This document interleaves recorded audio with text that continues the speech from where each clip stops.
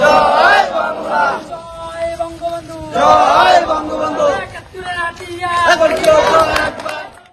পটুয়াখালীর দশমিনায় জয় বাংলা স্লোগান দিয়ে জটিকা মিছিল করেছেন নিষিদ্ধ ঘোষিত সংগঠন ছাত্রলীগের নেতাকর্মীরা।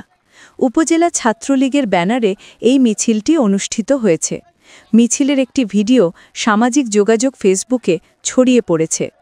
পটুয়াখালী থেকে সঞ্জয় ব্যানার্জির প্রতিবেদনে দেখুন বিস্তারিত।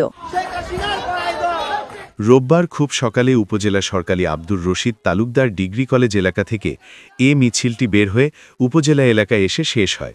ছড়িয়ে পড়া ভিডিওতে দেখা যায় ব্যানারের সামনে কাফনের কাপড় পরে ও মিছিলে অংশগ্রহণকারী নিষিদ্ধ ঘোষিত সংগঠন ছাত্রলীগের নেতাকর্মীদের মাথায় কাফনের কাপড় বাঁধা ছিল। মিছিলে অংশগ্রহণকারীদের নেতৃত্ব দিতে দেখা গেছে সরকারি আব্দুর রশিদ তালুকদার ডিগ্রি কলেজের নিষিদ্ধ সংগঠনের সভাপতি জায়েদ পেদাকে।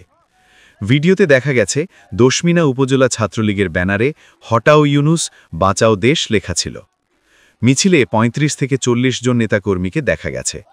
এ সময় নেতাকর্মীরা মুজিব তোমার সারণে, ভয় করি না মরণে, শেখ হাসিনা আসবে, বাংলাদেশ হাসবে এমন স্লোগান দিতে শোনা যায়।